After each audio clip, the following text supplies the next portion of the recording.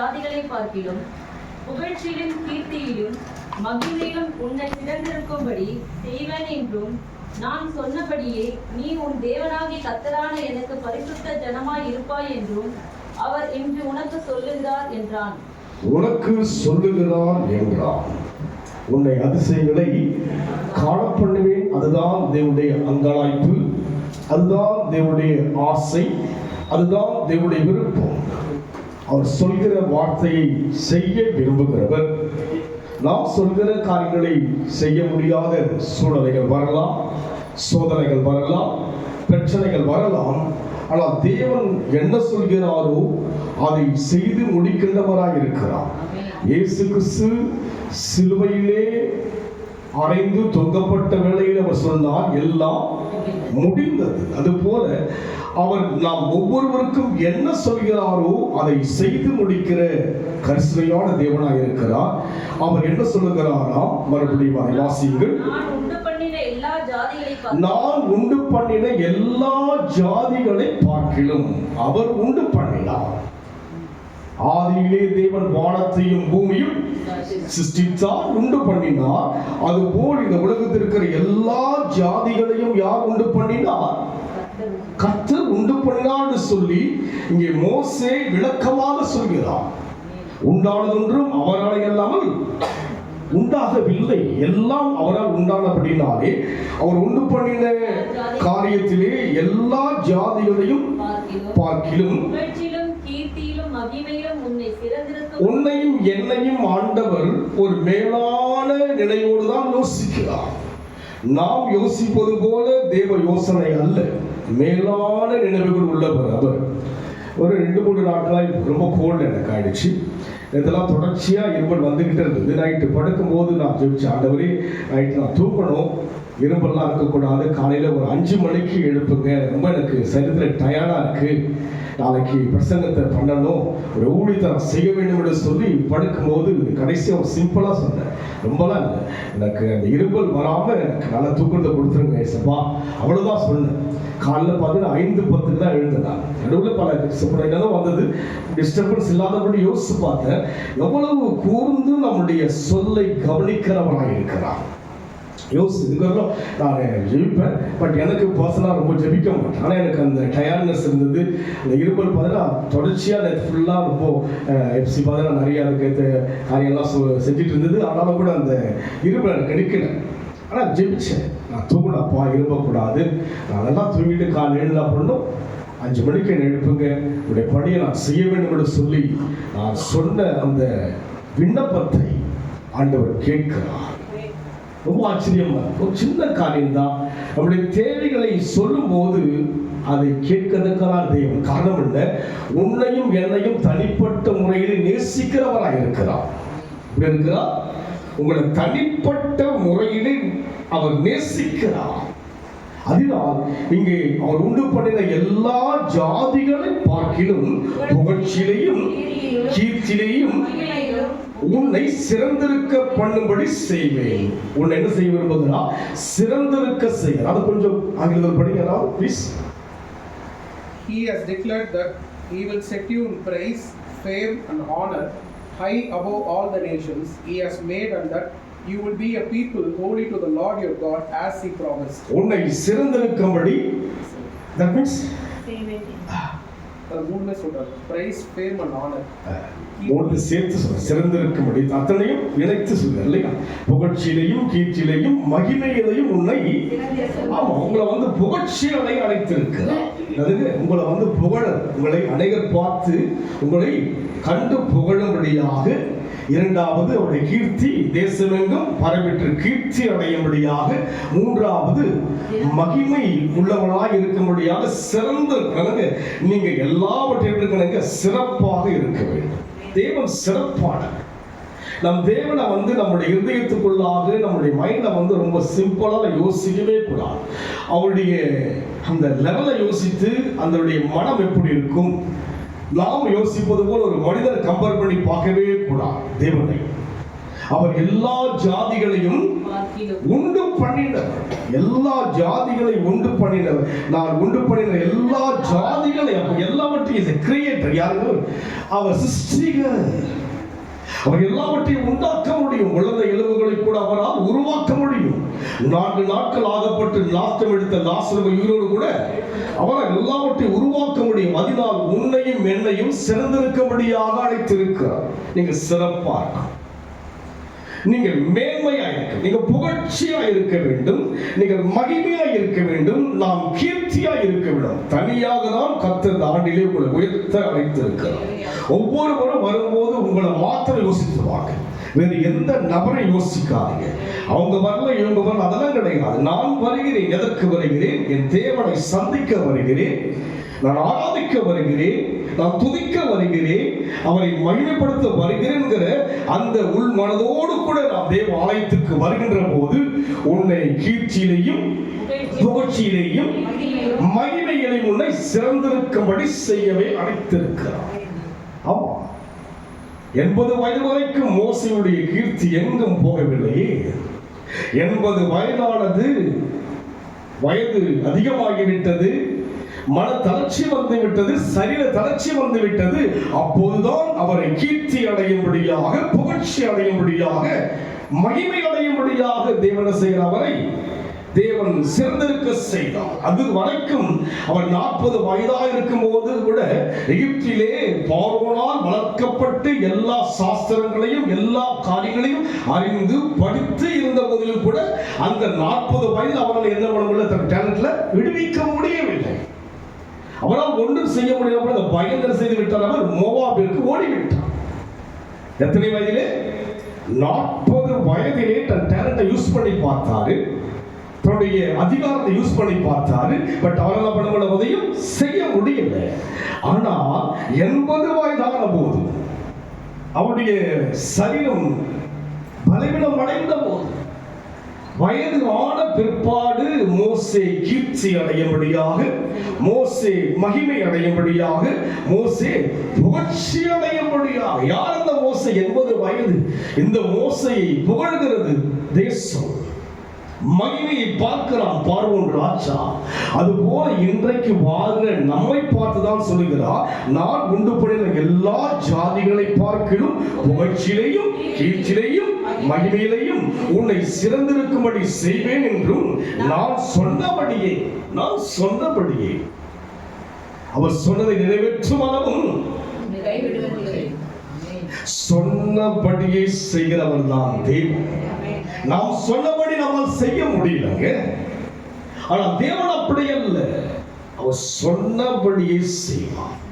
அதற்கு ஒரு வயது ஒரு பொருட்டல்ல, அந்தஸ்து ஒரு பொருட்டல்ல, அழகு ஒரு பொருட்டல்ல, பணம் ஒரு பொருட்டல்ல, ஐஸ்வர்யம் பொருட்டல்ல. யாரை பார்த்து என்ன சொல்கிறாரோ அதை சொன்னபடியே செய்வேன் என்று நான் சொன்னபடி உன் தேவனாகிய கர்த்தரான எனக்கு பரிசுத்தமாக இருப்பாய் என்றும் அவர் இன்று உனக்கு சொல்லுகிறார் என்றான். இன்று உனக்கு சொல்கிறார், மோசே சொல்கிறார், அனுபவித்து சொல்கிறார், என்னை புகழ்ச்சியாக்கினார். எத்தனை வயதிலே? 80 வயதிலே தளர்ந்து போன என்னை புகழ்ச்சியாக்கினார். இரண்டாவது, என்னை தேசமெல்லாம் கீர்த்தி அடையும்படியான பெயரை எல்லோரும் கேட்கிறார்கள், அப்படியாக நடத்துகிறார். மூன்றாவது, மகிமை என்றால் ஆச்சரியம். விசுவாசித்தால் தேவனுடைய மகிமையை என்னத்தை கண்டார்கள்? மார்த்தாலும் மரியாளும் தன்னுடைய சகோதரன் மரித்து 4 நாட்கள் ஆனது மாத்திரமல்ல, நாட்டம் எடுத்த அவனை உயிரோடு கூட எழுப்பின மகிமையை கண்டார். இன்றைக்கு என் வாழ்க்கை எப்படி இருந்தாலும் கூட அவன் நினைத்தால் மகிமைப்படுத்துவார், அவன் நினைத்தால் என்னை புகழ்ச்சியாக்குவார், அவன் நினைத்தால் என்னை கீர்த்தியாக்குவார். அதுதான் தேவனுடைய அழைப்பும் தேவனுடைய நோக்கம். இதை நாம் விளங்கிக் கொள்ள தேவன் விரும்புகிறார். கர்த்தரை விளங்கிக் கொள்ள வேண்டும். நம் வாழ்க்கையில் எத்தனை பிரச்சனை வந்தாலும் கூட அவைகளை விட தேவனுடைய வார்த்தை என்ன சொல்கிறது, அதை விளங்கிக் கொண்டால் நம் வாழ்க்கையிலே அதன் சொன்ன வார்த்தைகள் நிறைவேறும். அதிலே 17 வாசிய கர்த்தர் எனக்கு எனக்கு தேவனாய் இருப்பாய் என்றும், நான் அவர் வழிகளில் நடந்து அவர் கட்டளைகளையும் அவர் கற்பனைகளையும் அவர் நியாயங்களையும் கைக்கொண்டு அவர் சத்தத்திற்கு கீழ்ப்படிவேன் என்றும் நீ இன்று அவருக்கு வாக்கு கொடுத்தாய். வாக்கு கொடுத்தாய். மக்களை பார்த்து மோசே சொல்லுகிறார், வாக்கு கொடுத்தாய். அவர் எப்படி வாக்கு தத்தத்தின் தேவனோ அது போல நம்ம வாக்கு கொடுக்க வேண்டும். வாக்கு கொடுத்தாய். என்ன வாக்கு கொடுத்தாய்? எனக்கு தேவனாய் இருப்பாய். என்ன வாக்கு நீங்க கொடுத்தீங்க? எனக்கு யாராய் இருப்பாய்? நீ எனக்கு நீ தேவனாய் இருப்பாய். நான் அவர் வழியில் நடந்து அவர் கட்டளைகளையும் அவர் கற்பனைகளையும் அவர் நியாயங்களையும் கைக்கொள். எனக்கு தேவனாய் இருப்பார். நான் அவர் வழிகளில் நடந்து அவர் கட்டளைகளையும் அவர் கற்பனைகளையும் அவர் நியாயங்களையும் கைக்கொண்டு சத்தத்திற்கு கீழ்ப்படியவன் என்று வாக்கு கொடுத்தாயே. வாக்கு மாறாத தேவ சமூகத்தில் வந்து நம்ம செய்திருக்கிறோம், கொடுத்திருக்கிறோம் இல்லைங்களா? வாக்கு கொடுத்திருக்கிறோம். ஒவ்வொரு வார்த்தையும் கர்த்தர் நினைக்கின்றவர். நான் என்ன வாக்கு கொடுத்தேனோ நினைக்கின்றவர். ஆண்டவரே, ஓய்வு நாள் அல்லவா ஆராதிக்க வேண்டும், எனக்கு இந்த பலவீனம் இருக்கிறது, எனக்கு இருமல் இல்லாமல் தூங்க வைங்க என்று நான் சொன்னேன். வாக்கு கொடுத்திருப்பதினால் எனக்கு சுகத்தை கர்த்தர் கொடுத்தார். அவங்க கொடுத்திருக்கிறான். வாக்கு என்ன பண்ணவன் நிறைவேற்ற வேண்டும். அவர் எப்படி நிறைவேற்றுகிறாரோ அதுபோல் நாமும் கூட செய்ய வேண்டும். வாக்கு கொடுத்தாய், கர்த்தரும் உனக்கு வாக்கு கொடுத்தார். பார்த்தீங்களா? நீயும் வாக்கு கொடுத்தாய், கர்த்தரும் வாக்கு கொடுத்தார். தேவ பிணைப்பு என்பது தூரமானது கிடையாது. தடவியாயினும் கண்டுபிடிக்கத்தக்கதாக யாவருக்கும் தேவன் யாராய் இருக்கிறார்? சமீபமாய் இருக்கிறார். ஒருவருக்கும் அவர் தூரமானவர் அல்ல. கடவுள் என்றால் தூரத்தில் தேடி ஜனங்கள் போகிறார்கள், புண்ணிய ஸ்தலங்களுக்கு போகிறார்கள், எவ்வளவோ மைல்கள் அப்பால் எவ்வளவோ இடங்களுக்கு செல்கிறார்கள். அவர் தூரமானவர் அல்ல. வாக்கு கொடுக்கின்ற அளவுக்கு வார்த்தையாகவே நம் மனதில் இருக்கிறார். அங்கே அவரும் வாக்கு கொடுக்கிறார். இவர்கள் செய்கிற வாக்கு கொடுத்தாய், கர்த்தரும் உனக்கு வாக்கு கொடுத்து உனக்கு சொல்லி இருக்கிறபடி என்னுடைய கட்டளைகளை கை கொண்டால் எனக்கு சொந்த ஜனமாய் இருப்பாய். அதிலே அவருடைய வாக்கோடு கூட என்ன ஒரு கமாண்ட் கொடுக்கிறாங்க? கட்டளையை கை கொண்டால், அது கட்டளையை கை கொண்டால் என் வாக்கும் பலிக்கும், நீ சொன்ன அந்த வாக்கும் எனக்கும் பலிக்கும். ஆபிரகாமை பார்த்து சிநேகிதன் என்று சொன்னாரே. ஒரு மனிதனை பார்த்து மனிதனை உண்டாக்கின தேவன் என்ன சொல்லுகிறார்? சிநேகிதனாகிய ஆபிரகாமே, உன் ஏகசுதன் என்றும் பாராமல் உன்னுடைய மகன் என்றும் ஒரே புத்திரன் என்றும் பாராமல் எனக்கு பலி செலுத்த வந்தாயே. சிநேகிதனாய் மாறிவிட்டார். கர்த்தரோடு கூட கெஞ்சுகிற உறவு அல்ல, கொஞ்சுகிற உறவாக மாற வேண்டும். கொஞ்சம் என்ன பண்ணணுமோ, ஒரு ஊழியக்காரர் சொல்ற, நான் கெஞ்ச மாட்டேன், நான் கொஞ்சுவேன். அதாவது கடவுள் என்ன பண்ணுறது? கொஞ்சம் பேசுவாங்க. காரணம் என்ன? ரொம்ப பழைய என்ன பண்ணுவாங்க? கொஞ்சம் பேசுவாங்க. குழந்தை கிட்ட கொஞ்சம் பேசுவாங்க, மனைவி கிட்ட கொஞ்சம் பேசுவாங்க, கணவன் கிட்ட பேசுது இல்லைங்களா? தேவ சமூகத்திலே தேவனும் வாக்கு கொடுத்தார், தேவ ஜனமாய் அவர்களும் வாக்கு கொடுத்தார். மகனை பார்க்கவில்லை. யாரை பார்க்கவில்லை? 100 வயதில் கொடுக்கப்பட்ட பிள்ளை இனி பிறப்பதற்கு சாத்தியம் இல்லை, அதை பார்க்கவில்லை. யாரை பார்த்தார்? அவரை பார்த்ததினாலே வெட்கப்பட்டாரா? தோற்கப்பட்டாரா? வேதனைப்பட்டாரா? சோதனைக்குள் சிக்கப்பட்டாரா? இல்லை. சோதனையை சகிக்கிற மனுஷன் சகிக்கிற அந்த அனுபவத்துக்குள்ளாக வரும். சகிப்புத்தன்மை நமக்குள் வர வேண்டும். கிறிஸ்தவ வாழ்க்கை என்பது அது மேலோட்டமா வரப்போ அல்ல.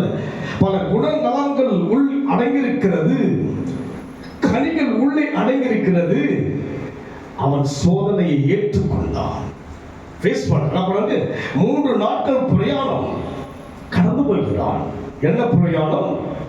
பலி செலுத்த வேண்டும். யாரை? தன்னுடைய நேசகுமாரனையும் ஏகசுதனாகிய ஒரே மகனை பலி செலுத்த 3 நாட்கள் பிரயாணமாய் போகிறார். பலி செலுத்துகிற அத்தனை பொருட்களையும் மறக்காமல் கொண்டு போகிறார். அதனால்தான் ஆபிரகாம் விசுவாசிகளுக்கெல்லாம் தகப்பன். வாக்குத்தத்தத்தை பெறும்படியாக அவன் பொறுமையோடு கூட காத்திருந்தார். ஆபிரகாமுக்கு வாக்குத்தத்தம் நிறைவேறுகிற காலம் வந்தது. அதுபோல இன்றைக்கு அவரும் வாக்கு கொடுக்கிறார். சொல்லுங்க சொல்லுங்க, சத்தமே இல்லை, மைக் சத்தங்களா? சொல்லுங்க. அவர் வாக்கு கொடுத்தா நாங்கள் நான். சொல்லுங்க, யார் நீங்க? நீங்களும் தேவனும் தான். யாரும்? நீங்களும் தேவனும் தான் இருக்குங்க. வேற யாரையும் இங்க பார்க்கணுங்க. அக்கம் பக்கம்லாம் பார்க்காதீங்க. நேரடி யார்கிட்ட வந்திருக்கிறீங்க? இயேசுவை பார்க்க வந்திருக்கிறோம். அதனால் அவர் சொன்னபடியே வாக்கு கொடுத்தார். சொன்னதை செய்யவிட செய்கிறார். சிறந்திருக்கும்படி செய்வேன் சொல்லிட்டார். சொன்னா முடிஞ்சிடும், சொல்லிட்டாலும் முடிஞ்சிடும். எடுத்து நான் வாசிப்போம். சங்கீத புத்தகம் எண்ணாகமும் 23 சங்கீதம் 89:35 வாசிங்க ப்ளீஸ். சீக்கிரம் வாசிங்க. 89:35 சங்கீதம். ஒரு விசை என் பரிசுத்தத்தின் மேல் ஆணையிட்டு தாவீதுக்கு நான் பொய் சொல்லேன். ஒரு விசை சொன்னா சொல்லுதான். நம்ம பல முறை என்ன பண்றோங்க? என்ன பண்றோம்? ஒரு விசை. அதுங்க உலகத்து மனுஷன் பண்ணா நான் ஒரு முறை சொன்னா பார்த்தீங்களா? அதெல்லாம் தெரிஞ்சு போயிடும் பையாட்டுலாம். எதெல்லாம் தெரியுது பார்த்தீங்களா? தெரியக்கூடாது நமக்கு தெரியுது. அதுங்க தெரியக்கூடாது நமக்கு. இவர் ஒரு விசை சொல்லிவிட்டார். நம்ம எத்தனை விசை சொல்கிறோம்? எத்தனை முறை சொல்றேன் நானு? அவர் ஒரே ஒரு விசை. அது கொஞ்சம் படிங்க please. Once for all, I have sworn by my holiness. ஒரு முறை தான். அதுக்கு பல முறை என்ன பண்றாங்க? லேட்டுனா எதுக்கு? அதுக்கு ஒரு லேட் இருக்கு. ஒரு கதை கதை கதை கதை கதை கதை கதை கதை ஆயிடுச்சு. கதை ஆயிடுச்சுங்க. என்ன சிரிக்கிறீங்க? எத்தனை முறை தான் இந்த கதை? 7 மணி தானே சார் ஆலயத்தின் கதை. 9 மணிக்கா முடிக்கலாம். உங்களுடைய முகம் எப்படி கொஞ்சம் மாடுது சொல்லுங்க பார்க்கலாம். அப்படியே இழுத்துக்கிட்டே போறாரு, அறுத்துக்கிட்டே போறாரு, இழுத்துக்கிட்டே போறாரு, அறுத்துக்கிட்டே போறாரு தானே. அவர் ஒரு விசை தான். அதுங்க ஒரு விசை. அதுக்கப்புறம் யோசிப்பதை சொல்லிட்டேனே, இப்படிலாம் பண்றாங்க, மாத்தி இல்லாம மாற மாட்டான். ஒரு விசை சொல்லிட்டேன், இப்படி எல்லாம் ஆடுறானே இவராஜ் ஆடுறாங்க. ஒரு விசை சொன்னதை கோசம் இப்படி ஏறுமோ எகுறதோ உண்டாதுங்க. மனம் ஒரு குழம்பு அப்படி இப்படி என்ன பண்றீங்க? இஷ்டத்துக்கு தாவத்து மாத்திக்கிட்டாருங்களா? அவர் நேற்றும் என்றும் என்றும் மாறாதவர், இருக்கிறவராகவே இருக்கிறவர். ஒரு விசை சொல்லிட்டார். சொன்னதெல்லாம் மாத்திக்கிற தன்மை உள்ளவர் அவர் அல்ல. ஒரு விசைதான். அதை தான் நாங்கள் சொல்கிறார். நீங்களும் வாக்கு கொடுத்தீர்கள், அவரும் வாக்கு கொடுத்திருக்கிறார். யார் வாக்கு? தெய்வ வாக்கு. யார் படிக்க வேண்டும்? நம் வாழ்க்கையில் செய்யறது அவர் சொல்லி படிக்க முடியுமாக. ஒரு விசை என் பரிசுத்தத்தின் பேரில் ஆணையிட்டு நடுங்க, ஆணையிட்டு சொன்னார். அதுங்க சத்தியமா சொல்றேன், உங்க மேல ஆணையா சொல்றேன். அதுங்க நல்லா பார்த்தீங்கன்னா அம்மா வந்து ஸ்டாஃப் கிளாஸ் இருக்கும்போது அவங்க பர்சனலாக பண்ணுவாங்க, தலையணை கீழே வச்சுருவாங்க. அப்போல்லாம் ஒரு 10 ரூபாய் 5 ரூபாய் பெருசு இல்லைங்களா? எடுத்து நான் பண்ண காணணும். சத்தியமாம்மா உண்மை ஆணை என்ன பண்ணான்னு எடுக்கல. அப்படி வச்சு என்ன பண்ண சத்தியம் போனாலும் எடுத்துக்கலாம். என்ன பண்ணவன் சத்தியம் என்ன பண்ணவன் அது போலாம என்ன பண்றாங்க? எத்தனை முறை தான், எத்தனை முறை இந்த ஓய்வு நாள் யாருடையது? ஓய்வு நாளிலே நேரம் யாருடையது? இதெல்லாம் ஒரு விசை சொல்லியாச்சு. அதுக்கு இதை பல விசை நம்ம மாற்றிக்கொண்டே இருக்கிறோம். அவரை ஒரு விசை ஆணையிட்டார். தாவீதுக்கு நான் பொய் சொல்லி. தாவீது சொல்லுகிறார், என் தாய் என்னை பாவத்தில் கர்ப்பம் தரித்தார், நான் துர்குணத்திலே. யாருக்கு சொல்லுகிறார்? பாவத்தில் கர்ப்பம் தரித்து துர்குணத்தில் உருவான தாவீதுக்கு சொல்லுகிறார். பேர சொல்ல தாவீதுக்கு பொய் சொல்லி. இன்றைக்கு யாரை பார்த்து சொல்லுகிறார்? யுவராஜிக்கு நான் பொய் சொல்லி. அவன் ஒரு விஷயம் சொல்றத பல முறை யோசிப்பான். நான் ஒரு விஷயம் ஆணையிட்டு விட்டேன், நல்ல பண்ண மாட்டேன். தாவீதுக்கு இங்க இருக்கிற உன்னை பார்த்து உங்களை பார்த்து சொல்லுகிறார், உங்கள் பெயரை சொல்லி. யாருக்கு போய் சொல்ல மாட்டேன்? பேர் கூட சொல்ல கஷ்டப்படுறீங்க. சொல்லுங்க. அதிகாரம் இருக்கா இல்லைங்களா? அப்பா அப்படிதான் அடைக்கதான கொடுத்துருக்கிறா இல்லைங்களா? கொடுத்துக்கிறா இல்லைங்களா? பேரை சொல்லுங்க. அவனுக்கு பேர் சொல்லுங்க. ஸ்லோவா சொல்லுங்க. கலை ஜாய்ஸ் நீ யாரு? நீ கலை ஏன் சொல்ல? சாரி அப்போ கலை வேற ரேகா ஜாய்ஸ். Jennifer Joyce. அப்பா என்னதுங்க இவ்வளோ பேர் இருக்கிறீங்க, உங்கள் பேரை சொல்லாமல் அப்படின்னா உங்கள் பேர் என்னங்க சொல்லுங்களேன். திருச்சபைக்கு வந்து நீங்கள் உங்கள் பேரை சொல்லுங்க. யாருக்கு ஆணையிட்டு சொன்னா அவங்க தான் சொல்லுங்க. அப்புறம் ஒன்னொன்று சொல்லுங்க பார்க்கலாம். உங்கள் பேர் நான் மறந்துட்டு இருக்கேன், சொல்லுங்க பார்க்கலாம். நீங்கள் சொல்லவா? அப்படி ஸ்லோவாக சொல்றீங்க. உங்கள் பேர் என்னம்மா? அடுத்த வாரம் இந்த தொழில் நாட்டில் நடக்க போகுது. நடக்குமாடா இல்லைங்களா? பாருங்க, தேவன் உங்கள் பெயரை வைத்துதான் அழைத்திருக்கிறார். அவன் சொல்லுங்க. இங்க வந்தது யாரை அழைத்திருக்கிறார்? உங்கள் பெயரை அழைத்து வந்திருக்கிறீங்க. உங்களோட தான் பேசிக் கொண்டிருக்கிறார். தாவீதுக்கு போய் சொல்லு. யாருக்கு போய் சொல்லு? ஒரு விஷயம் சொல்லிட்டேன். எப்படி சொல்லிட்டேன்? ஆணையிட்டு சொல்லிட்டேன். எப்படி சொல்லிருக்கிறேன்? பரிசுத்தத்தின் பேரில் ஆணையிட்டு. எவ்வளவு அருமையா இருக்குது. பரிசுத்தத்தின் பேரில் அவர் பரிசுத்தர். தீமையை பார்க்க மாட்டாத சுத்த கண்ணர். கேருபீன்களும் சேராபீன்களும் ஓயாமல் புகழ்கின்ற பரிசுத்த பரிசுத்த பரிசுத்தமான தேவன் அவருடைய பெயரிலே ஆணையிட்டேன். யாருக்கு? துர்குணத்தில் உருவான தாவீதுக்கு, துர்குணத்தில் உருவான இந்த யுவராஜிக்கு தேவன் ஆணையிட்டார். ஆணையை மாற்ற முடியுமா? அரசியல்லாம் பார்த்தா 5 வருஷம் முன்னாடி ஆணையிட்டு இருப்பாங்க. இவங்களோட சேரவே மாட்டேன். என்ன பண்ண மாட்டாங்க? சேர்ந்துடுறாங்க. என்ன நடக்குது? பெரிய பெரிய பிரபலமானுடைய ஆணையெல்லாம் மாறுகிறது. ஆனால் அண்ட சரங்களை உண்டாக்கின தேவனுடைய ஆணையும் மாறா.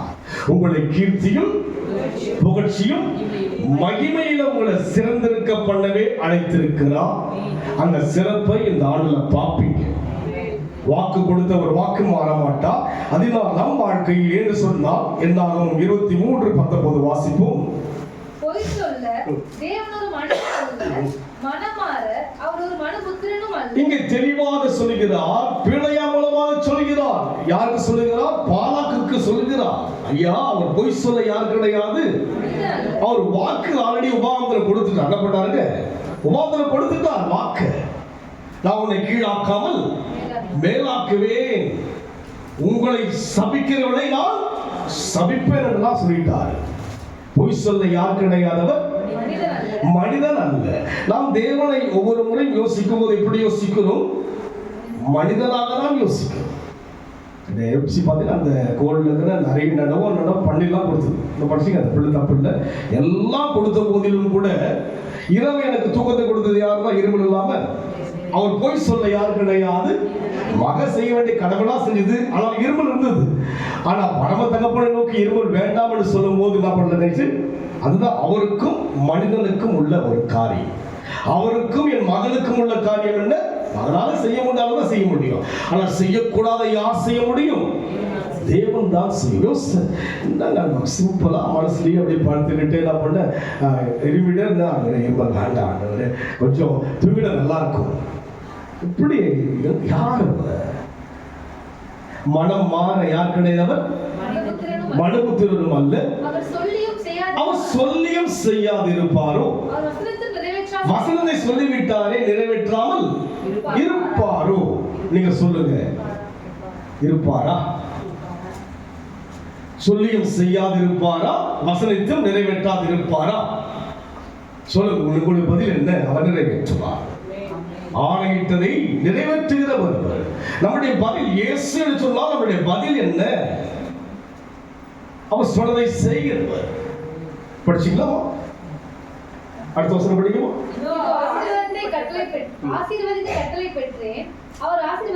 உங்களை ஆசீர்வதிக்கத்தான் கட்டளை கொடுத்திருக்கிறார்.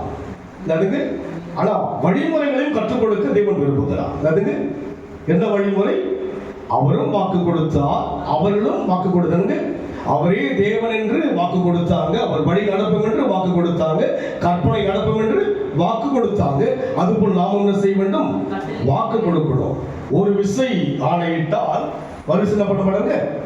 ஆமா, அவர் ஒரே மனமாய் இருக்கிறார், அவரை திருப்பத்தக்கவன் யார்? ஒரே மனசு. அதுக்கு உங்களை அழைத்த நாள் இந்த நிமிடம் வரைக்கும் ஒரே மனசுதான். வேறு மனம் உள்ளவர் அல்ல, வேறு குணம் உள்ளவர் அல்ல. அதுதான் நம் வாழ்க்கையில ஒரு பொய் சொல்ல யார் கிடையாது. மனிதனாய் யோசிக்காதீங்க. மனிதனை மீட்க இயேசு கிறிஸ்து மனிதனாய் வந்தார், ஆனால் அவர் தேவன். ஒருவரும் சேரக்கூடாத ஒளியிலே வாசம் பண்ணுகிறவர், கண்டிராதவர், காணக்கூடாதவர், ஆதியும் அந்தமுமானவர், அல்பாவும் உமைக்கமானவர், முந்தினவரும் பிதினமானவர், இருந்தவர், இருக்கிறவர், வருகிறவராய் இருக்கிறார். இப்பேற்பட்ட ஒரு பெரிய தேவனை ஆராதிக்கிறபடினாலே நம்முடைய வாழ்க்கையிலே அவர் யார் என்று யோசிக்க வேண்டாம், மனுஷன் என்று யோசிக்க வேண்டாம். மனம் மாறுகிற மனுபுத்திரரும் மனுஷன் சொன்னால் பொய் இருக்கும். எனக்குள்ள இருக்குங்க, பொய் இருக்கும். அதே நேரம் எனக்குள்ள மனம் மாறும். இது மனுஷனுடைய சுபாவம். இது அதுங்க மனுஷனுடைய. ஆதாமை கேட்கிறான், எங்கே இருக்கிறான்? ஒளிந்திருக்கிறேன். எப்போது பாவம் வந்ததோ அப்போது மறைவு வந்தது, எப்போது பாவம் வந்ததோ குறைவு வந்தது. அதுங்க மற்றவர்களை குறை சொல்றது என்ன வந்தது? ஆதாமை கேட்கிறான். அவர் சொல்றார், நீர் உண்டு பண்ணின ஏவெல்லாம் பண்ணா என்னை பழத்தாம கொடுத்த பண்ணுங்க. யார் புசித்தது? யாருக்கு? ஆதாம் தான். ஆனா யார் மீது குறை? ஏவாள் மீது. ஏவாள் யார் மேல குறைங்க? சர்ப்பத்தின் மீது. நீர் உண்டாக்கிற சர்ப்பம் அல்லவா என்னை முன்பாகவே சொல்லிவிட்டாரே, இந்த பழத்தை சாப்பிடுகிற நாளிலே அது ஒரு வாக்குத்தத்தம் அல்லவா? சாவு வந்து விட்டது அல்லவா? அன்றைக்கு ஆதாமுடைய மரணம் என்பது 900 வருஷம். 900 வருஷங்கள் உயிர் வாழ்ந்திருக்கிறார். அதுக்கு பின்னால் 700 வருஷம், 500 வருஷம், அப்படியே வந்து 180 120, அதுக்கப்புறம் 70, 80 இப்படி எல்லாம் போயிடுச்சு இல்லைங்களா? அப்போ பாருங்க, அவர் சொன்ன வாக்குத்தத்தம் நிறைவேறினது, சாபம் நிறைவேறும். அவர் சொல்லிட்டால நிறைவேறும். அது நல்லதும் நிறைவேறும், கெட்டதும் நிறைவேறும். கெட்டதை பெறுவதும் யார் தான்? நான் தான். நல்லதை பெறுவதும் யார் தான்? நான் தான். அதுதான் நான் வாக்கு கொடுத்த நிறைவேற்றும்படியாக மனுஷனை போல யோசிக்காதபடிக்கு அவர் செய்ய. படிக்கமா தொடர்ந்து. இதோ ஆசீர்வதிக்கப்பட்டதை பெற்றேன், அவர் ஆசீர்வதிக்கிறார், அதை நான் திருப்ப கூடாது. அவர் யாக்கோபிலே அக்கிரமத்தை காண்கிறதும் இல்லை, இஸ்ரவேலிலே குற்றம் பார்க்கிறதும் இல்லை. உங்களை வந்து அடிக்கடி என்ன பண்ணுவோம்? அக்கிரமத்தெல்லாம் சொல்லிக்கிட்டு குற்றம் சொல்லிக்கிட்டு இருக்கிற டைம் இருக்கிறதுங்க. நம்ம என்ன பண்ணுவாங்க? 10 நன்மை செஞ்சிருப்பீங்க, ஒரு தீமை செஞ்சிருப்பீங்க. அது என்ன பண்ணுவாங்க? சொல்லிக்கிட்டே இருப்பாங்க. அதுதான் உலகம். அவர் பாருங்க, என்கிட்ட குற்றத்தையும் காண்பதும் இல்லை. ஏன்னா என்ன உருவாக்க யோசிக்கிறார். கிறிஸ்துவுக்குள் உருவாகும் உருவாக்கணும். அதெல்லாம் குறைய சொன்னா உருவாக்க முடியாது. என்ன பண்ண முடியாது? குறை சொன்னா உங்களுக்கு நான் குறையே சொல்ல என்ன பண்ணுங்க? இந்த பாசுக்கு வேற வேலையே கிடையாது. எப்போ பார்த்தாலும் குறை சொல்லு. அதெல்லாம் பண்ண உங்ககிட்ட அதிகமாக குறை என்ன பண்ணுறது சொல்லுவது? சொல்லுங்க பார்க்கலாம். நீங்க எத்தனை முறை நீங்க பர்மிஷன் கேட்குறீங்க? ஏதாவது சொல்றேன் நான். சரி சரி சரி, ஓகே. ஏதாவது சொல்றேன் உங்ககிட்ட நான், சொல்லுங்க ஏதாவது. ஏன்னா அவர் என்ன கிடையாது, குறை சொல்வது காண்கிறதும் இல்லை, குற்றத்தை பார்க்கிறதும். குற்றம் அவருடைய நேச்சர் அப்படி இருக்கும்போது நான் உங்களை போட்டு என்ன பண்ண முடியும்? என்ன நான் பண்ண முடியும்? என்ன என்னுடைய குறைய வந்து அவர் சொன்னா என்ன பண்ண முடியும்? யோசிச்சு பாருங்க. பிரளயம் சொல்லுகிறான், அவங்க கிட்ட தான் கிடையாது. தேவன் என்ன பண்ண மாட்டாருடைய படிக்குமா ப்ளீஸ்? யாக்கோபிலே அக்கிரமத்தை காண்கிறதும் இல்லை, ஏன்னா அவர்கள் வாக்கு தத்தத்தின் ஜனங்கள். ஏனால் நீங்கள் யாருடைய ஜனங்கள்? வாக்கு தத்தத்தின் ஜனங்கள். நீங்கள் ஆணையிட்டு கொடுக்கப்பட்ட வார்த்தைகளை நாம் கையிலே வைத்திருக்கிறோம். ஆமென் சொல்லுங்க. உங்கள் கையிலே கொடுக்கப்பட்ட இந்த வார்த்தை என்னங்க? ஆணையிட்டு கொடுக்கப்பட்ட வாக்கு தத்தங்கள். வானமும் பூமியும் ஒழிந்து போனாலும் இந்த வார்த்தையின் எழுத்தோ எழுத்தின் உறுப்போ ஒழிந்து போகவே போகும். உங்க கையிலே கொடுக்கப்பட்டிருக்கிற வாக்குத்தத்தம் அத்தனையும் அவர் ஆணையிட்டு மனதார பேசி மகிழ்ந்து கொடுத்திருக்கிற வார்த்தை. இந்த வார்த்தை விட வேற என்ன வார்த்தை வேண்டும்? இதில் சொல்லப்பட்ட வார்த்தை தான் எனக்கு உகந்தது. இதில் சொல்லப்பட்ட கட்டளைகளும் எனக்கு வேண்டியதுதான், ஆசீர்வாதம் எனக்கு வேண்டியதுதான். அதனால் அவர் செய்யவில்லை, யாக்கோபிலே குற்றத்தை அக்கிரமத்தை காணவில்லை, இல்லை. அவர்களுடைய தேவனாகிய கர்த்தர் அவர்களோடு இருக்கிறார். ராஜாவின் ஜெயகம்பீரம் அவர்களுக்குள்ளே. பாருங்க, பிள்ளையாம் சொல்லுகிறான் பாலாகை பார்த்து, அவருடைய தேவன் யாரோட இருக்கிறாருங்க? உங்கள் தேவன் யாரோட இருக்கிறார்? சொல்லுங்க, அதையும் சொல்லுங்க. கொஞ்சம் பட்டு சொல்லி போது அதெல்லாம் எவ்வளவு ஆசையா சொல்லிங்க. என்னோடு இருக்கிறார். உங்க அக்கிரமத்தை அவர் அக்கிரமம் செய்யுங்களாமா? அல்ல, என்னை உருவாக்க அழைத்திருக்கிறார். என்னை அவர் எதிர்பார்த்த அந்த பொருளாக அது கெட்டு போனாலும் குயவன் கையில் இருக்கிறபடியினால் மறுபடியும் திருத்தமாக மறுபாத்திரம் செய்ய விரும்புகிறார். நாடுகிறதே என்று சொல்லி சொந்த சகோதரியாகிய மார்த்தா சொல்லுகிறார், நாட்டத்தையே இயேசு சுவாசித்தார். நாட்டு யாருக்கு வந்திருக்க? முதல்ல யார் பக்கத்துல இருந்து எல்லாம் நாடு என்ன பண்றாங்க, போக்கு பிடிச்சிட்டு ஒதுங்கி போயிட்டாங்க. இவர் எங்க போறாரு? கல்லறை அருகில் போய் லாசருவே என்று எழுந்து வாழ் சொல்லும் போது நாற்றம் முழுமையாக இயேசு என் நாட்டத்தையும் சுவாசிக்கிற ஒரு தெய்வம். என் அக்கிரமத்தை நெருங்கியவர். அவரை போல இந்த உலகத்தில் தாய் தன் பிள்ளையை மறந்தார், தகப்பனும் தாயும் கைவிட்டார். உலக உறவை விட உன்னதமான உறவு. என் நாட்டத்தை யார் சுவாசிக்க முடியும்? உலையான சேற்றிலே அமுழ்ந்த எண்ணெய் தூக்கி எடுத்து கண்மலையிலே வைத்து புதுப்பாட்டை என் வாயில் தந்தார் என்று தாவீது சொல்கிறார் அல்லவா? சேற்றிலே நாட்டத்திலே இருந்த நம்மை சுவாசித்து நேசித்து என்னை உருவாக்குகிற இந்த உலகத்தில் இப்பேற்பட்ட விந்தையுள்ள தேவனை உலகம் பார்க்கவில்லை. நீங்களும் நானும் பார்த்திருக்கிறோமே, பார்த்து விட்டோமே, பாடுகிறோமே, புகழ்கிறோமே, போற்றுகிறோமே, வாழ விரும்புகிறோமே. இந்த சீர் உலகத்தில் யாருக்கும் இல்லையே. இந்த சீரை பெற்ற நாம் சிறந்திருக்கபடியாக கீர்ச்சியிலையும் புகழ்ச்சியிலேயும் மகிமையிலையும் சிறந்திருக்கதான் வாக்கு கொடுத்திருக்கிறார். நாம் சிறந்துதான் இருப்போம். அக்கிரமத்தை அவர் காண்பது இல்லை. உருவாக்கதான் அழைத்திருக்கிறார். உருவாவதற்கு இடம் கொடுங்கள். வார்த்தைகளுக்கு நாம் சொன்ன வார்த்தை கவனித்து செய்வதற்கு நம்மை முழுமையை கொடுப்போம். சொல்லிட்டேன் இல்லைங்களா? சொல் தவறான தெய்வத்துக்கிட்ட சொன்னபடினாலே நானும் தேவ சமுதிரம் பண்ணுங்க, சொல் தவறாதபடிக்கு கடைபிடிக்க முயற்சிக்க வேண்டும். தேவன்கிட்ட கொடுங்க, வாழ்க்கை கொடுங்க. என்னால முடியாது, வா இருமலா இருக்கு, இல்லையே இல்லையே. பாடியும் முடிச்சுட்டு அதனையும் பண்ணிட்டு வார்த்தையும் சொல்லிட்டு வரல. பலவீனம் எங்க போச்சு? என் பாடுகளை அவர் ஏற்றுக்கொள்ளுகிறார், என் துக்கங்களை அவர் சுமந்து கொள்ளுகிறார். அவருடைய தழுவுகளால் நம்மை இவ்வளவு நெருங்கிய உறவு கிட்ட வந்து சொன்னதையே சொல்லிட்டு இருந்தாங்க. யோசிச்சு பாருங்க. மாறுவதற்கு நம்முடைய வாழ்க்கை கொடுப்போம். முடிச்சிட்டீங்களா? இன்னொரு வாசிப்போம். சங்கீதம் 132 சங்கீதம் 5ஆம் வசனம்.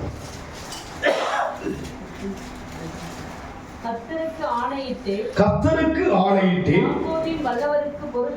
யாக்கோபின் வல்லவருக்கு பொருத்தனை பண்ணினேன். இங்க பாத்தீங்கன்னா, தாவீதுக்கு ஆணையிட்டு நான் பொய் சொல்லேன்.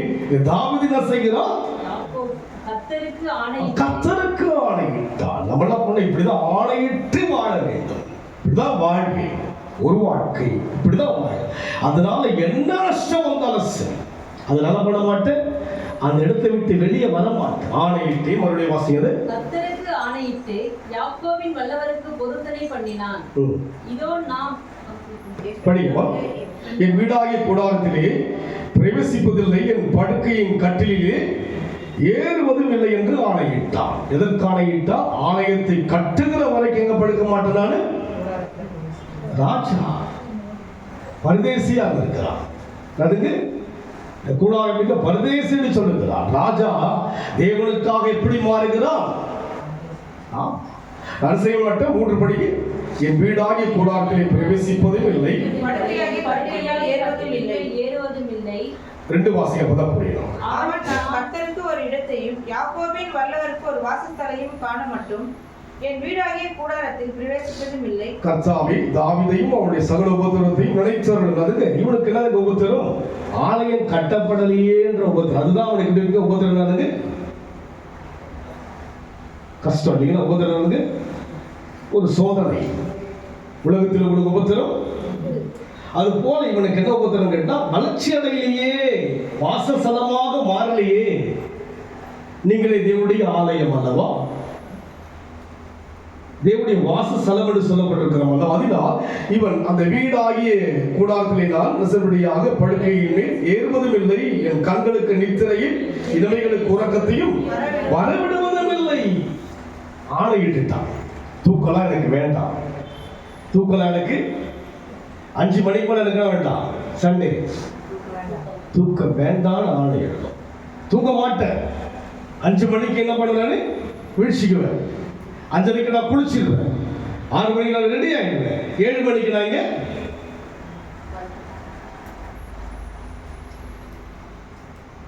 அப்படிதான் இருக்கு. தூக்கம் வேண்டாம் ஐயா, வாசல் ஸ்தலம் கட்டப்பட வேண்டும். அப்பா, நீ தங்குகின்ற இடம் அல்லவா, நீ உலாவுகிற இடம் அல்லவா, எனக்கு தூக்கம் வேண்டாம். நம்ம என்ன பண்ணுங்க, இப்போ குளிர் காலம் போயிடுச்சு, இதுக்கப்புறம் பெட்ஷீட் போட்டு தூங்கிட்டு இருப்பீங்களா நீங்க? அனல் காலம் வந்துச்சு, அதுக்கு ஒரு கதை. அதுக்கு அனல் காலத்துக்கு அதுக்கு ஒரு தண்ணி வரல. அனல் காலம் வர்றதுக்கு தண்ணி பஞ்சம் வரும். நான் குளிக்காம என்ன பண்ண மாட்டேன், சர்ச்சுக்கு நான் வர குளிக்காம தான் வந்து நிற்கிறேன்.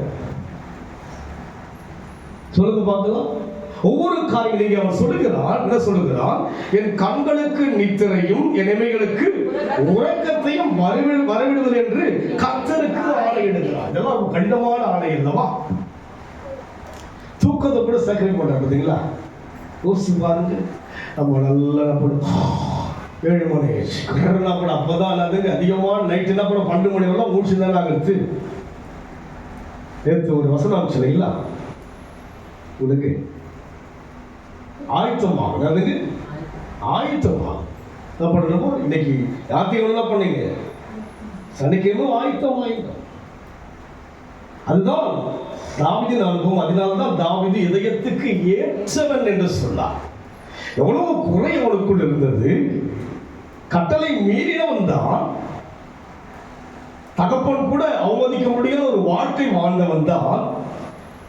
சாமுவேலு கூட அவனுடைய அழைப்பு தெரியாதபடி இருந்ததுதான். ஆனா அவருடைய செயலை இங்கே சொல்லப்படுகிறது, என் கண்களுக்கு நித்திரையும் என் இமைகளுக்கு உறக்கத்தையும் வர விடுவது இல்லை. சண்டே மார்னிங் 6 மணிக்கு மேல தூக்கம் வராது எனக்கு. ஆமென் சொல்லுங்க. 5 மணியோடு என்ன பண்ண, தூக்கத்தை விட்டு நான் என்ன பண்ணுவேன், பொருத்தனை பண்ணுங்க. பண்ணணும். பண்ணாதான் தேவன் என்ன பண்ணுவாருங்க. நான் ஒண்ணுமே சொல்லாம என்ன பண்ணுங்க, ஒண்ணுமே சொல்லாம என்ன பண்ண, நீங்களே எழுப்புங்க ஆண்டவரை, தட்டி எழுப்புங்க. எப்படி எலியாவை தட்டி எழுப்பிட்டு அது போல பண்ணுங்க. 7 மணிக்கு தட்டி எழுப்புங்க. எத்தனை மணிக்கு? அவனுக்கு தூக்கமே வரலையா? எதுக்கு தூக்கம் வர அவனுக்கு? நான் கர்த்தருக்கு ஒரு இடத்தையும் யாக்கோபின் வல்லவருக்கு ஒரு வாசஸ்தலத்தை காணும் மட்டும் எனக்கு வராது. நமக்கு ஒரு காணும்படியான ஒரு கிருபை கொடுத்திருக்கிறான். வந்துடலாம் இல்லைங்களா 7 மணிக்கெல்லாம். 2 மாசத்துக்குள்ள நம்ம பொறுத்துன எல்லாம் போயிடுச்சு. எத்தனை மாசம் ஆச்சுங்க? இப்போ உங்களுக்கு ஒரு இது இல்ல, ஈஸ்டர் வருது இல்லையா, உயிர்த்தெழுந்தாரே ஹல்லேலூயா. அப்ப வச்சுக்கிறேன். எப்ப வச்சுக்கிறேன்? நாட்களையும் காலங்களையும் மாதங்களையும் வருஷங்களையும் எனக்கு எப்போது அதுங்க பாதாளத்திலே விழுந்தாலும் உம்மை துதிப்பேன், கடலிலே போட்டாலும் உம்மை துதிப்பேன், முழுமையா தூக்கம் வரவிட்டாலும் காலை 7 மணிக்கு உம்மை துதிப்பையா. தீர்மானத்தோட தான் வாழணும். ஒரு விசை ஆணையிட்டே நான் தாவீதுக்கு போய் சொன்னேன். அதேபோல் தாவீதும் ஆணையிட்டு சொல்கிறான், வல்லவருக்கு பொருத்தனை பண்ணினான். அதனாலதான் சங்கத்தை எழுதியிருக்கிறான். இன்னைக்கு நம்ம வாழ்க்கையில ஏதோ வரோம் போறோம், அப்படி கிடையாது. அவருக்கும் உங்களுக்கும் வந்து ஒரு நடுவில் வந்து ஒரு உறவு வைத்துக் கொள்ளுங்கள். எப்படி ஒரு தாய் தகப்பன் உறவிலே எவ்வளவு உண்மை உத்தமமா இருக்கிறோம், கணவன் மனைவி உறவிலே எவ்வளவு உண்மை உத்தமமா இருக்கிறோம், உறவுகள் மத்தியில் எவ்வளவு ஒரு உண்மை உத்தமமா இருக்கிறோம், அதுபோல தேவ சமுதாய உண்மையும் உத்தமமா இருக்கிறோம். அவர் உத்தமமானவர், அவர் உண்மையானவர், ஆணையிட்டதை தவற மாட்டார். நான் தான் தவறுகிறேன், நான் தான் தவறு. நம் வாழ்க்கையில் பார்க்கின்ற போது நம்முடைய வாழ்க்கையிலே தேவன் அனைத்து அழைப்புடைய நோக்கம் என்ன? வாக்கு கொடுத்ததை நாமும் நிறைவேற்ற வேண்டும். அவரும் நிறைவேற்ற வல்லவராக இருக்கிறார். படிக்க மறுபடியுமாக. கர்த்தருக்கு ஆணையிட்டு யாக்கோபின் வல்லவருக்கு பொருத்தனை பண்ணினான். இதோ நாம் எப்ராத்தாவிலே அதன் செய்தியை கேட்டு வனத்தின் வெளியிலே அதை கண்டோம். அவருடைய வாசஸ்தலங்களுக்கு பிரவேசித்து அவர் பாதப்படியில் பணிவோம். கர்த்தாவே, உமது வல்லமை விளங்கும் பெட்டியுடன் நீர் உமது பாருங்க, நம்ம வாழ்க்கையில வந்து வாக்கு கொடுத்து விட்டால் அவர் எழும்ப வல்லவராக இருக்கிறார். நம்ம வார்த்தை எதிர்பார்க்கிறார். நம்ம சொல்லணும், இரண்டாவது செய்வதற்கு அவரும் கிருபை செய்வார். நம்ம சொல்லணும், என்ன சொல்லணும்? 7 மணிக்கு சபைக்கு வரணும்ட்டு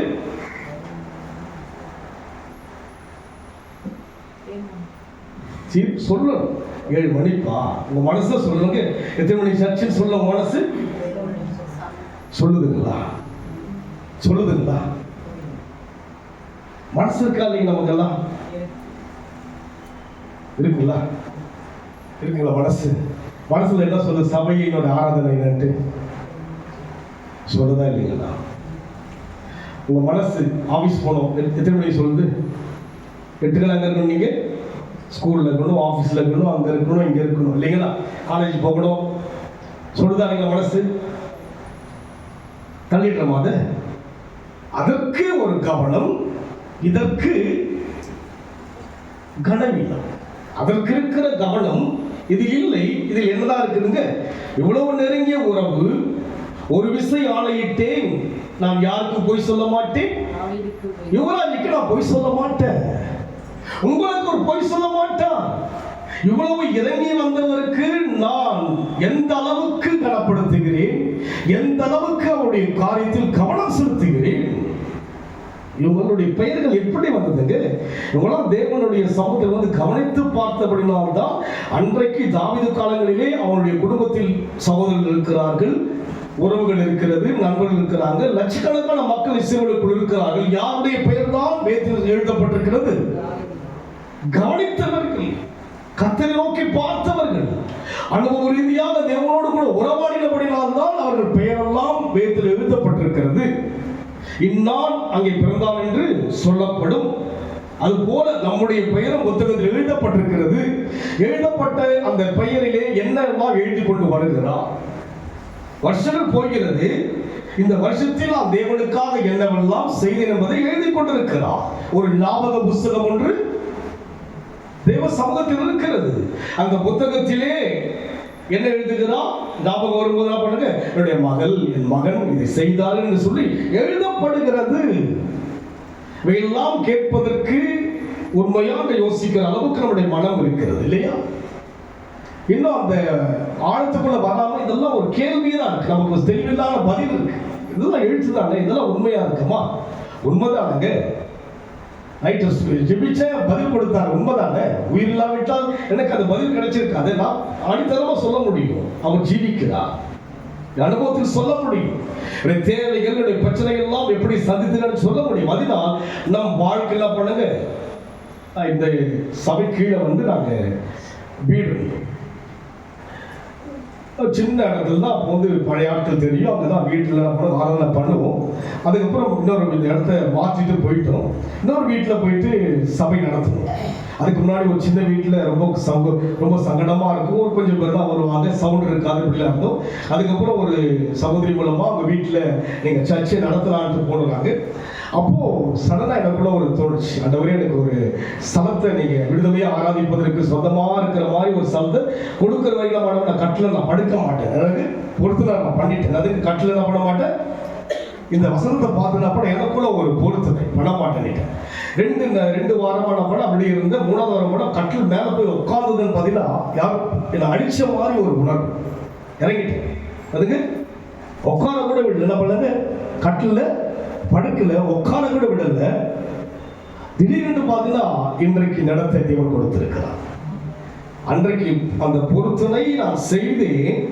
யார் இடம் சொல்லுங்க பார்க்கலாம், யார் இடம், யாருக்குரியது சொல்லுங்க பார்க்கலாம்.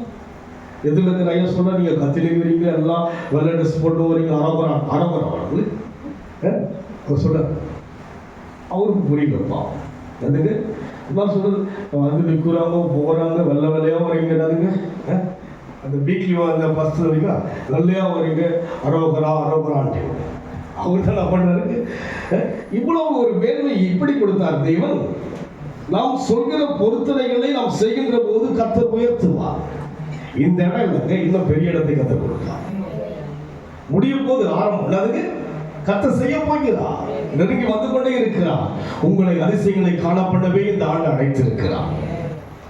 அவள் சொன்னது போல நாமும் வாக்குக்கு என்ன பண்ணுங்க, செவி கொடுக்க வேண்டும். அவன் ஆணையிட்டான், பொருத்தனை பண்ணினான், நிறைவேற்றினான்.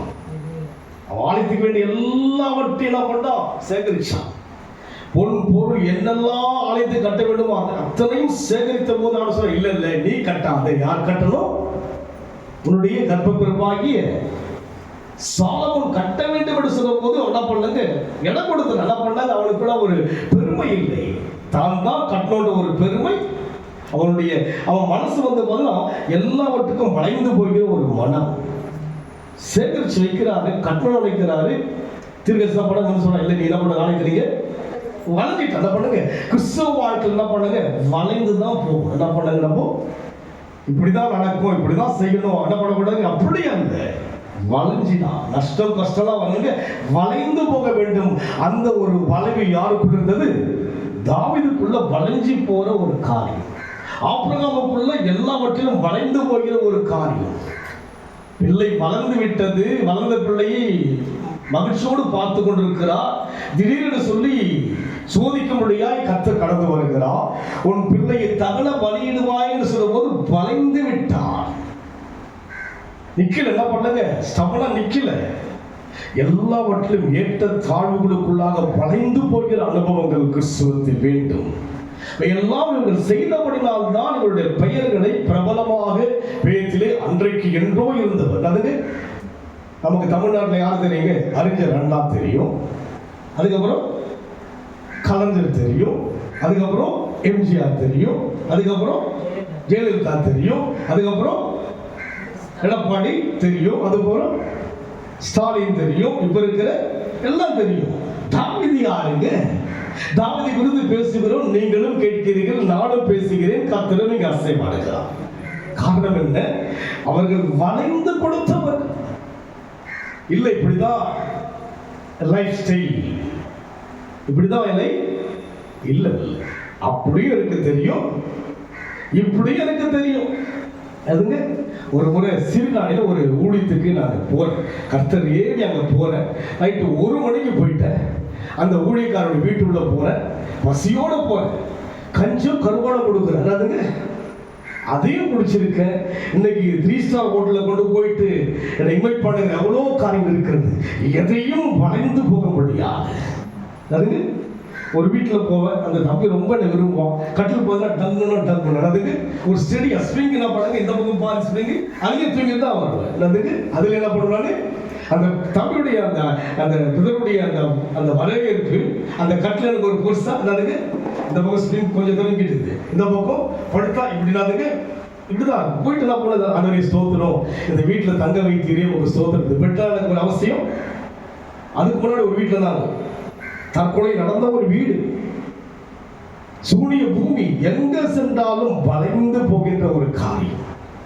காட்டுல கொண்டு போயிட்டாங்க. என்ன பண்ணாங்க, காட்டுல போயிட்டு அது பெங்களூர்ல இருந்து ஒரு 9 மணி நேரத்துக்கு அப்புறம் போகணும்.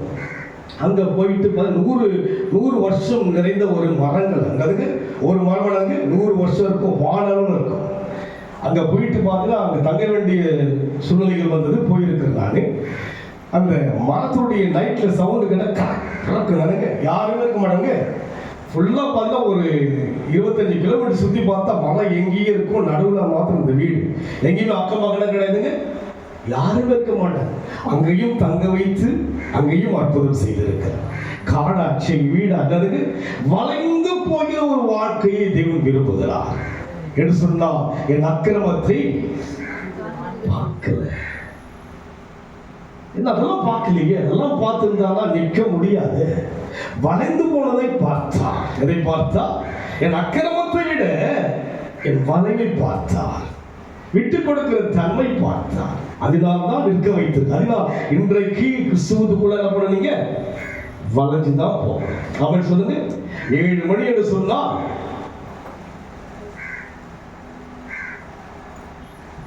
இதையே சொல்லாதீங்க. எத்தனை முறை தான் சொல்லுவீங்க? நீங்க போர் அடிச்சு போச்சு. நீங்க எப்போ எல்லா சபை மக்களும் 7 மணிக்கு வரீங்களோ அதோட என்ன பண்ண மாட்டேன் சாப்டர் நானு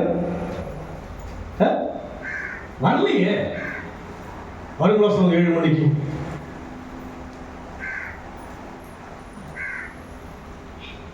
சொல்ல மாட்டீங்க.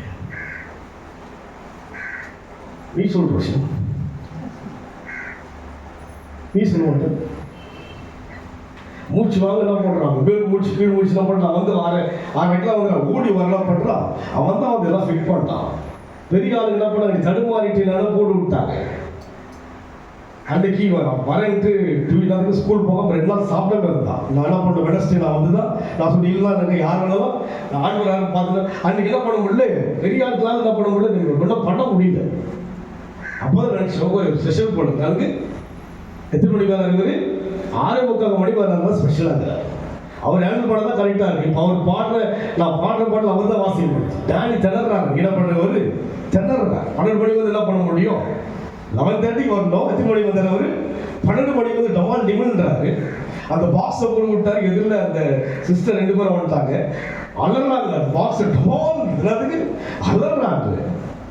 எப்படி ஆயத்தம் இல்லாமல் எதையும் என்ன பண்ண முடியும்? நம்ம செய்யவே ஆயத்தமா காலையோட யோசிச்சு இந்த சின்ன பிள்ளை அப்படியே கத்தர் கொடுத்துருக்கிறார். ஐயா இல்லாவிட்டா ஒரு நாளில் பேண்டை வச்சுட்டா பண்ணுவேன். வாசித்துங்க. ஒரு கையில் மைக் இருக்கும், ஒரு கையில் இருக்கு பேண்ட் இருக்கும். நம்ம சொல்லுவோம் பாவமாவது பாஸ்டர் பார்த்தா பிடிக்குது. ஆண்டவர் பார்த்தா நீ பாவம் அல்ல, உனக்குன்னு ஒரு ஆமா தேவன் நல்லவர். இன்றைக்கு அவர் சித்தத்தை செய்து முடிக்க யாரை கொண்டும் தேவன் செய்வார்கள். அவருக்கு வயதோ அழகோ அந்தஸ்து அல்ல. தாவீது தகப்பனுக்கு கூட ஒரு பெரிதானவாய் தோன்றவில்லை. அவன் வளைந்து கொடுத்த விதங்கள், அவன் வாழ்க்கையை விட்டு கொடுத்த காரியங்கள், வாக்குகள், பொருத்தனைகளை நிறைவேற்றுகிற ஒரு ஆவலுள்ள ஒரு மனுஷா இருந்தபடினாலே கர்த்தர் அவனை ஏற்றுக்கொண்டார்.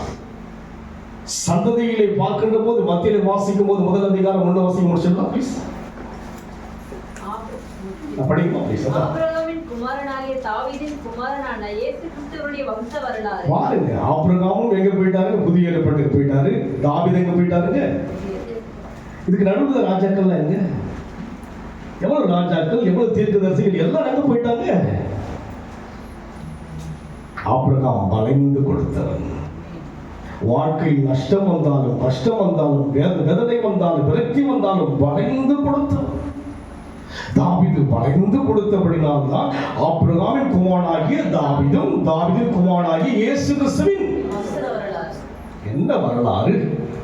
நாமும் ஒரு வரலாறு தான்.